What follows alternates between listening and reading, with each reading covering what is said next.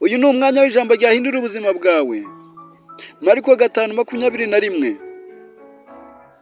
Nuko Yesu agenda mu bwato asubira hakurya. Abantu benshi bateranira aho ari iruhande rw'inyanja. Umwe mu batware b'isinagogi witwaga Yayiro araza. Amubonye yikubita imbere y'ibirenge bye, aramwinginga cyane ati, agakobwa kanjye karenda gupfa, ndakwinginze uze ukarambikaho ibiganza byawe gakire kabeho. Aragenda ajyana nawe, abantu benshi baramukurikira bamubyiga. Nuko hari umugore wari imugonga bimaranye imyaka 12. Ababazwa n'abavuzi cyane benshi bashaka kumukiza. Bamumarisha ibintu bye byose abitangamo ingemu. Ariko ntibagira icyo bamumarira, ahubwo arushaho kurwara. Yumvishe ibya Yesu araza aca mu bantu, amuturuka inyuma akora ku mwenda we, kuko yibwiye ati, ninkora ku myenda ye gusa ndakira. Uwo mwanya isoko y'amaraso irakama, amenya mu mubiri we yuko akize cya cyago. Yesu nawe yiyumvamo ko ubushobozi bumugabanutsemo, ahindukira abyigana n'abantu, arabaza ati, ninde ukoze ku mwenda wanjye?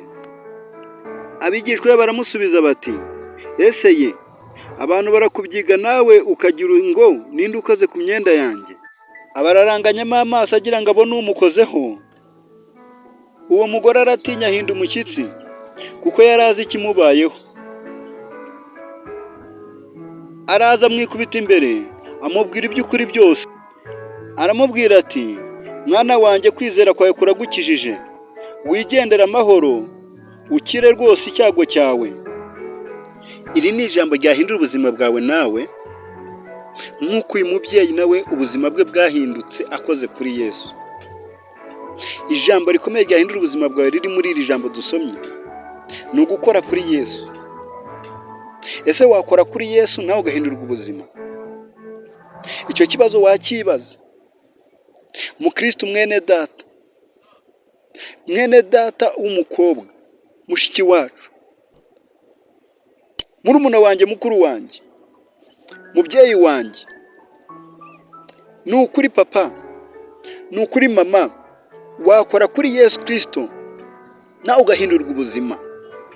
Haleluya. Ese urarwaye, uri mu bitaro, ese umerewe nabi, uri mu gahinda gakabije, uri mu bibazo bitandukanye, uri mu bushomeri bwinshi bumaze igihe butinze, uri mu burwayi butinze, ese bakubwiye ko utazakira? Uyu mubyeyi yafashe ibintu bye yari afite byose ngo abitwara ku bavuzi, ndetse birashira rwose. Ariko yumvishe inkuru ya Yesu Kristo yuko yenda guca aho hantu, ngo aramwegera akora kuri Yesu. Ijambo rikomeye ryahindura ubuzima bwawe nk'uko ryahinduye iry'uyu mudamu, yakoze kuri Yesu. Nawe kora kuri Yesu, kwizera kwawe ugukorane kuri Yesu. Nk'uko uyu mubyeyi Yesu Kristo aramubwiye ngo genda, kwizera kwawe kuragukijije, kubera ko yizeye ko naramuka amukozeho gusa, ngo kuko yibwiraga yuko naramuka amukozeho ari bukire. Nawe byibwire mu mutima wawe ko nukora kuri Yesu Kristo uri bukire.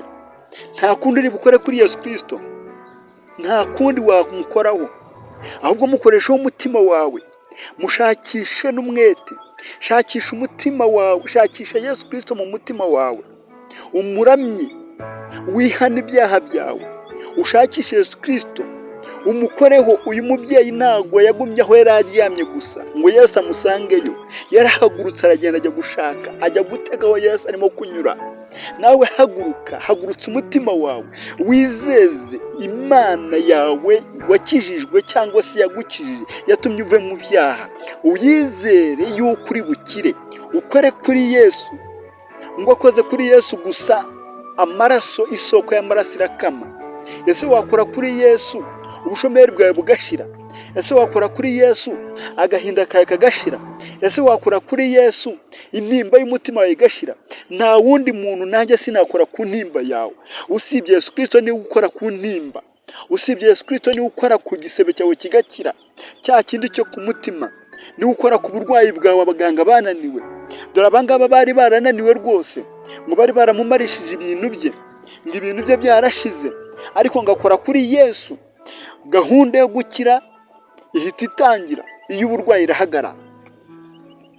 Haleluya! Shakisha Yesu, shakisha Yesu wawe. Uyu yari umurwayi, yahoze arwaye, arembye, ameze nabi, ariko kwizera kwe kuramukiza. Zamura kwizera kwawe. Iri ni ijambo rikomeye ryahindura ubuzima bwawe, nk'uko ryahinduye ubuzima bw'uyu mumama. Ijambo rikomeye rivuga ngo kora kuri Yesu, kora kuri Yesu gusa, wizeye gusa ku mwenda we se. Haleluya! Ese wakizera amaraso ya Yesu Kristo? Ese wakizera ubushobozi bwe? Ese wakizera umusaraba we? Ese wakizera ubuzima bwe atanga? Yesu Kristo ntabwo ari we gusa yakijije, ntabwo ari we wenyine gusa yakijije. Nize kwabwira wa mutware utwara umutwe w'abasirikare, umwana we yari ameze nabi, umugaragu we yari arwaye rwose aremaye. Yesu Kristo ati reka nze mukize. Umutware mu kwizera aravuga ati hoya, tegeka, tegeka. Ijambo ry'ubushize ryavugaga gutegeka, none iri jambo ry'uyu munsi ryahindura ubuzima bwawe riravuga ngo kora kuri Yesu wizeye. Haleluya! Wizere muri wowe, ukore kuri Yesu urakira intimba yawe. Kora kuri Yesu urakira agahinda kawe. Kora kuri Yesu urakira ubushomeri bwawe. Kora kuri Yesu urakira byose. Urakira indwara yawe imaze igihe, kanseri zirakira, imitima irakira.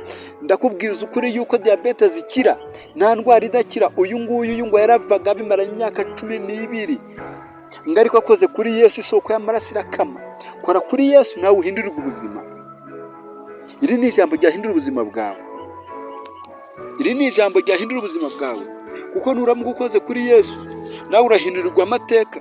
Nuramuka ukoze kuri Yesu urahindurirwa ubuzima. Ni ukuri, urahindurirwa ubuzima. Twarabibonye, twabonye abantu bakira, twabonye abantu babaho kubera Yesu Kristo. Kora kuri Yesu uyu munsi. Ijambo rikomeye ryahindura ubuzima bwawe rirakubwira ngo kora kuri Yesu wizeye. Amen, haleluya! Kora kuri Yesu wizeye. Reka dusenga none, reka dusenga none, twumve, dusengera abantu batarizera kugira ngo nabo babashe kwizera gukora kuri Yesu. Dusengera n'abantu bakoze kuri Yesu kugira ngo ubuzima bwabo buhinduke.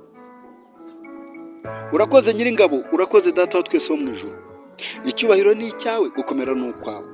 Uyu mubyeyi yagukozeho ababaye, yari afite intimba, yari afite ibibazo byinshi, yari afite uburwayi bukomeye, ndetse yarabumaranye imyaka 12, ndetse ngo yirukanse mu bavuzi, yavuye Kantarange agiye ibunaka, ariko ntiyakira. Ngo bamumarisha ibintu bye bikoramo ingemu, abamumarisha ibintu bye yishyura bamuvura, abamumarisha ibintu bye bamurangira, ngo ibintu bye burashira bimumaraho, ariko Yesu Kristo agukozeho arakira. Yesu Kristo rero ukora ibishoboka, ukora ibikomeye, ukora ibintu byose byananiranye. Hari abantu barwaye bari mu bitaro, Mwami Imana basangayo, abarwaye diabete, abarwaye kanseri, abarwaye imitima, abarwaye indwara zose, indwara z'amayoberana, abarwaye amadayimoni. Mu izina rya Yesu Kristo w'i Nazareti, mu izina rya Yesu Kristo w'i Nazareti, turasenze ngo ukize aba bantu, turasenze ngo uhindure amateka y'aba bantu, turasenze ngo ugire Mwami Imana ahantu ukure ku cyabo. Mwami Ana yarasenze ngo ukura ku cyabo, ukicazanya n'abakomeye, ngo ukura hejuru ukajyana ikuzimu. Data Mwami, aba bantu bari ku cyabo, Data bagire neza ubazahure. Mwami Imana bagirire neza kuko uri Imana nzima. Data wa twese bagire neza kubw'amaboko yawe. Mwami Imana ugira neza bugacya bukira. Ineza yawe ihoraho, ineza yawe iraganje. Mwami Imana mu gihe cy'agakiza kawe, Mwami Imana tubona ubuntu bwawe. Mwami Imana nta mafaranga dutanze. Mwami Imana uyu mubyeyi ngo yari amaze imyaka 12 arembye, ngo atanga ibintu byinshi, atanga amafaranga menshi, ndetse atanga n'ingemu nyinshi kugira ngo abeho, ariko ageze iwawe Data arakira nta mafaranga atanze. Yakize Mwami Imana nta kiguzi atanze, gusa icyo yakoze ni ukwizera, kandi kwizera ntibigurwa. Icyo yakoze ni ukukwegera akanyura aho unyura. Mwami Imana igiteye gikomeye, yaraje aragutegereza. Reka aba bantu nabo Mwami bagutegereze kandi bizeye. Reka Mwami Imana bagukoreho, reka imitima yawe Mwami Imana ikorweho. Mwami Imana urakoze Data kugira neza kwawe. Urakoze Nyiringabo, mu izina rya Yesu Kristo. Urakoze Data wa twese wo mu ijuru. Mwayimana urakoze kubakijije, urakoze kukije buri umwe wese, urakoze Mwayimana kusanze buri umwe wese, urakoze kusuye Mwayimana buri umwe wese mu mitima, urakoze kubahindurira ubuzima mu izina rya Yesu Kristo. Iyi ni Elayon Mountain TV. Wakora subscribe, wakora share, kandi ukajya ukurikirana ibiganiro byacu kugira ngo n'ibiganiro byacu bigere ku bantu benshi. Umusanzu wanyu ni inkunga ikomeye cyane. Kora subscribe mu izina rya Yesu Kristo, uhindurirwa amateka. Amen.